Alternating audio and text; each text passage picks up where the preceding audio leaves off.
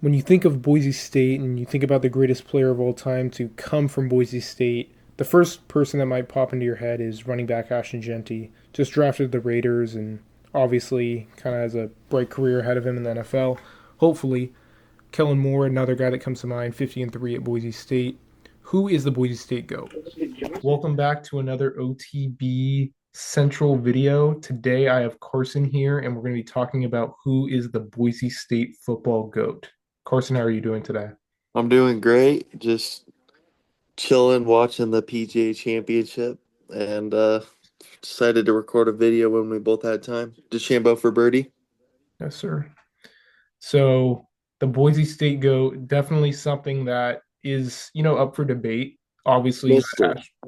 You had Ashton Jeanty this past year do something we really haven't seen from a running back. I mean, in terms of like just dominance week to week, it was insane. Yeah, second best all-time rusher. Um, was really good in my opinion.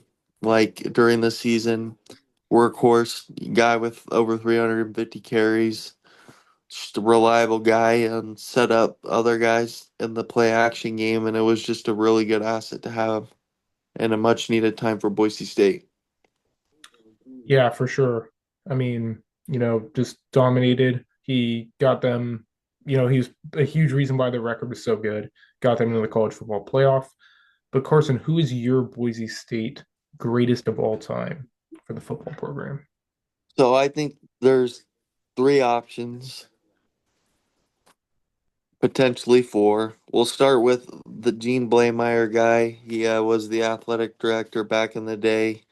He was the one that said, I don't want to spend $300,000 for a green turf when everyone else would think it's the same, so why don't we make it blue?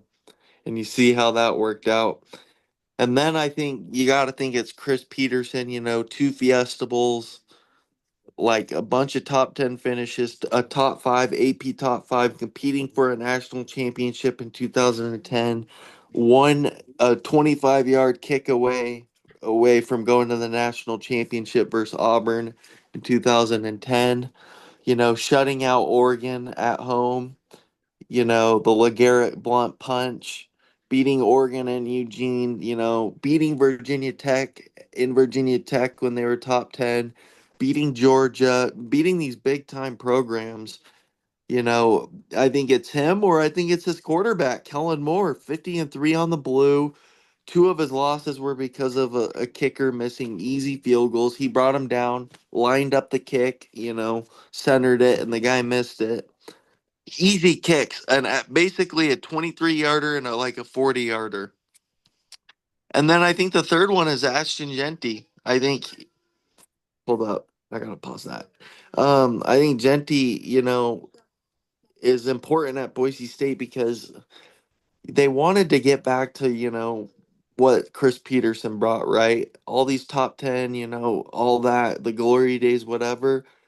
Well, there was a period, from 2020 to 2023 where they weren't winning as much as they were used to. They were ranked every year from 2006 to 2020, and that streak ended in 2021. Well, this was an important year because people were saying they need to get back on track. And what did they do? Led by Ashton Jeanty, they get a top 10 finish, a college football playoff berth, a first round bye, and they were a win away from being in the semifinals. And honestly, they could have beat Penn State if they cleaned up their mistakes. So, in my opinion, the GOAT at Boise State is Chris Peterson. Yeah, I mean, definitely, had a great run. Yeah, and it is unfortunate. Yeah, kicker missed field goals to kind of, yeah, that's We're talking national championship versus Auburn that year, or the year before they went undefeated and they played number three TCU and beat them in the Fiesta Bowl. The year before they went undefeated, they got snubbed. If they had this year's format when Chris Peterson was there his whole time, they would have made the playoffs every year. yeah. So, I mean, 100%. It's definitely, always kind of unfortunate when it does come down to the kickers. It just, oh, Sometimes, yeah, it's multiple, sometimes, multiple kicks. But, for me, I'm going to say Ashton Genty. He's the greatest player to play at Yeah, Boise agree State. that. I mean, yeah, Chris Peterson, obviously, this crazy, crazy run and did put Boise State kind of on the national map. That is definitely true. And Ashton Genty brought them back. But I mean, Ashton Genty, in terms of just like talent wise and the dominance that he showcased and will likely showcase at the NFL level too is going to be something that you're probably not going to see for a while, and not just like at Boise State but at like a lot of different schools. He was insane. Ashton Genty is an OKG and our kind of guy that we like to recruit. Under recruited in high school, has the physical traits, just needs to has something that we like that we could develop. A worth ethic, blue collar. That's BSU right there. Work ethic, blue collar, willing to grow, and then they develop into a really good player. Well, Genty as a freshman, I've heard stories when he was 17 in spring practice was taken at 80 yards to the house on 4th and 1. That's what I've been hearing. When he was a freshman, he ran for 500 yards, 600 yards. As a sophomore, he ran for like I think it was like 800, and then he had he was over 1,500 yards total with receiving yards. And then this year, obviously, 2,600. He was really good. Yeah. He's a complete back for sure. He can do it all. I would like to see his pass pro get a little bit better. I think he showcased that. I mean, he has a lot of things to improve on, and I think his fumbling could be an issue. What about you?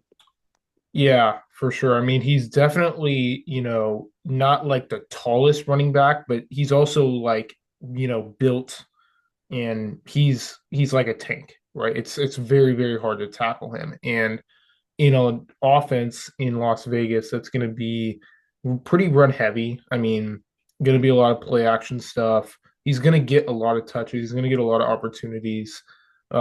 They might even throw him the ball a little bit if Gino starts checking the ball down a little bit more.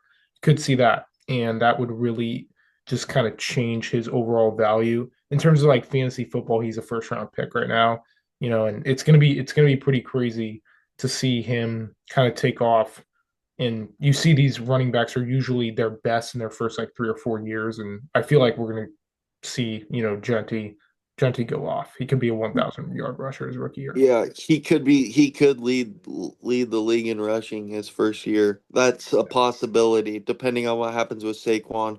My thing is you're gonna see what we did at BSU was a lot of run Genty, play action pass, and we had guys wide open everywhere. It's because of the Genty effect. You're gonna see that in Vegas, I think. Yeah, yeah, and just kind of time is gonna have to tell, or time will tell on what Genty will be in the NFL. Everybody's assuming that he's gonna be good, and I think there's a lot of expectations for him, but some of those expectations might be under kind of valuing how good he really can be, depending on how dynamic that Raiders offense is. Turn on the film, the Oregon and Penn State game, 8 in the box against Penn State, run committing every play basically, and he got 100 yards somehow. Yeah, 80 yards after contact. That means BSU's O line didn't do crap that game. 80 yards after he got hit, he got 80 of his yards were after he got touched. So he forces a lot of missed tackles, and I think that Penn State game he played way better than people give him credit. BSU's O line played didn't play their game that game. So yeah. yeah. Thank you guys for watching. We're going to be having more long form videos coming soon. Carson, anything that you want to say before we end this segment of who's the go to Boise State football? Yes, I want to make another long form video on up and coming coaches, head Yeah, football coaches, and then I want to talk about Spencer Danielson becoming one of the college football next greatest head coaches because I think he's the next Chris Peterson.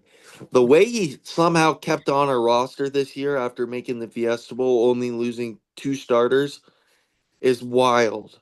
I mean, I've heard that they had up to 16 guys getting illegally recruited, and they kept 14 of the 16. That's what I've been hearing. So we'll make a video. I think guys like, Kenny Dillingham, Dan Lanning, the young guys, the young guys that made the playoffs this year.